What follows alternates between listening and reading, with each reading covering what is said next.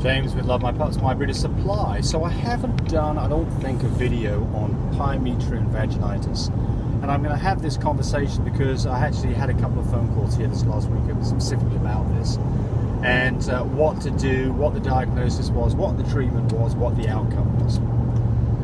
So what we're talking about here is basically a vaginal or uterine infection or bladder infection.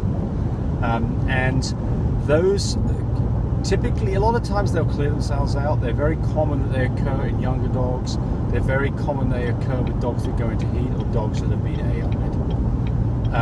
So how do you detect it? Well, the first sign you're going to have maybe something's going on is you may have like a kind of a bit of a creamy discharge from the dog's vulva.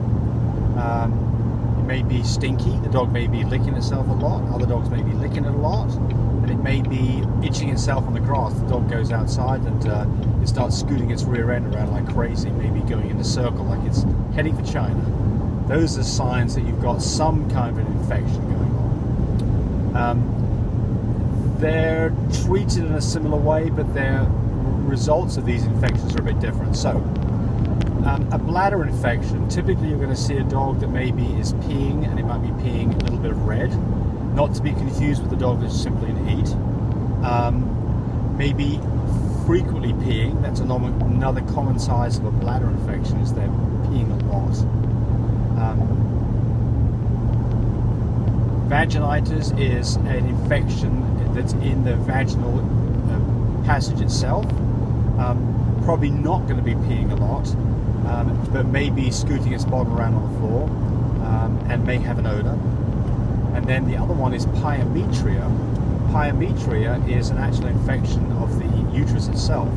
Pyometria in Latin means pus-filled bag. So this is probably the more serious of the whole lot. You've got two different kinds of pyometria. You've got open and closed pyometria. A open pyometria is one where the opening, the cervix to the uterus, is allowing the discharge of this kind of nasty bacterial infection. A closed pyometria is one where the cervix is closed up shut and all of that bacterial infection is enclosed inside the uterus and it's not being allowed to escape. And that's the one that can absolutely get the dog into trouble because, number one, you may not see any signs of discharge. And number two is the dog hasn't got a way of easily getting rid of the infection. So it doesn't tend to get rid of it naturally. So how would you know that any of these things are going on? The first one is if you've got a dog that's not behaving as normal, it's tired, seems to be a happy dog, maybe urinating a lot, scratching its butt on the ground a lot, first thing to do is take his temperature. So what you're looking for is a temperature of a normal dog is something around typically 100.5. And a dog whose temperature is 101.5 or higher is a dog that has a temperature and that needs to be taken seriously. If you've got a dog with a temperature of 101.5 and a discharge, then that's a dog that I would want to treat with some antibiotics. Now, remember in all of this that I am not a vet. So any advice that I give you is just things that I would do personally. I'm not telling you to do it.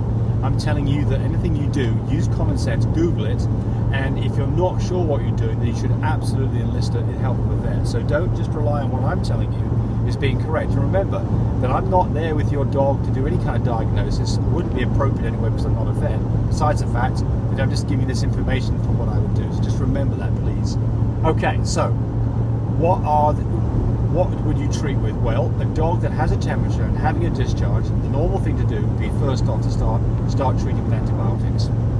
And amoxicillin, clavamox, these are all the kinds of treatments that are appropriate for a dog. And anytime you start a course of antibiotics, that course needs to be continued on for at least 8 to 10 days. And for the most part, if you're going to do any of this, it is going to require that you go to your vet and get a script because you can't walk in anywhere and go buy antibiotics off the shelf. It's under the script of a vet. Now there are things that you can buy that are exactly the same that are designed for fish. So amoxicillin, the fish equivalent of this, is Fishmox, which is actually exactly the same thing. So there's Fishmox, there's Fish Flex, which is Flaxin, there's I can't think of the names of I've got a whole video on this. But you need to Google how much Yes. to give. Right, so then in all these cases, I'm not going to give you the dosage here, but the dosage are based on the number of milligrams you give per pound of body weight. So you can go Google that stuff, and you make the mistake. I'm not going to give you the information for you to be blaming me for giving you the wrong dosage. So I'm not going to give you dosage. If you text me and ask me what dosage is, I'm going to tell you to Google it. So please don't do that. So here's the next thing. What should you do if your dog has been AI'd? Is this going to abort the pregnancy? What should you do if you're intending to do an AI? Should you not do the AI? So let's just have a discussion about that, specific to a dog that is about to become pregnant, or you have already tried to get pregnant. It's basically the back end of its heat. Well, the first thing is the very common time for these problems to show up is in young dogs and young dogs that go into heat. And the reason I'm talking primarily about Pyometra. So the reason for this is that during the process of the dog going to heat, when it ovulates, the cervix starts to open up so that semen can flow up there and get into the uterus, and that also allows other bacteria to get up there. So that is the reason why at this point in the breeding cycle, it is not uncommon to get an infection. And I would venture to guess that 3 out of 4 times the infection resolves itself. But certainly, I think that the signs of any kind of a raise in temperature along with a discharge does require some vet intervention and or antibiotics. Will that stop the pregnancy? No. I don't like giving antibiotics to pregnant dogs, but from everything I've read, says that as long as you use the right kind of antibiotic, and there's a number of them that are okay, that they are absolutely safe to be used on pregnant dogs. So I don't think that that's a reason not to do it. Now, the first time we came across this, we had a young dog that was going to be bred, started to get Pyometra. We went to our vet, Dr. Keith Fox, very good guy, very sensible guy, and he said this to us. He said, okay, she needs some antibiotics, we're going to give her some amoxicillin. And then I asked, well, should we be breeding this dog? And he said, yes, breed the dog. In fact, that'll help clean things out. You probably won't have this problem again, breed the dog. So we bred the dog. Guess what? We had a nice litter of puppies without any complications. And he was exactly right. But I can tell you that you're going to go to some vets, and I know what they're going to say: spay her. That's what they're going to say. They're going to say, they may do an ultrasound to say, yep, she's full of pus, you need to spay her. And that might be correct, but also you've got to remember that a lot of these vets don't like the idea about us breeding dogs, and so they generally, their perspective is that we should be spaying our dogs regardless. So I'm not saying that, I'm not trying to get an argument with any vets or anything like that, but what I'm saying is that you've got to go ask the right questions, and you need to make the decision about what you want to do. If your dog has got close Pyometra and it's really in trouble, then to do a spay is probably a sensible thing to do.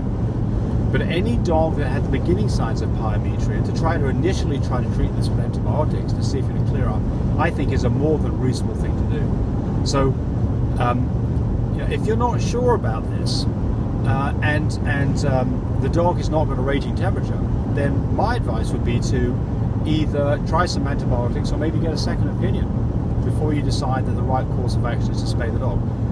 It might be the right course of action, but it would be a real shame to spay a dog that in fact didn't need to be spayed.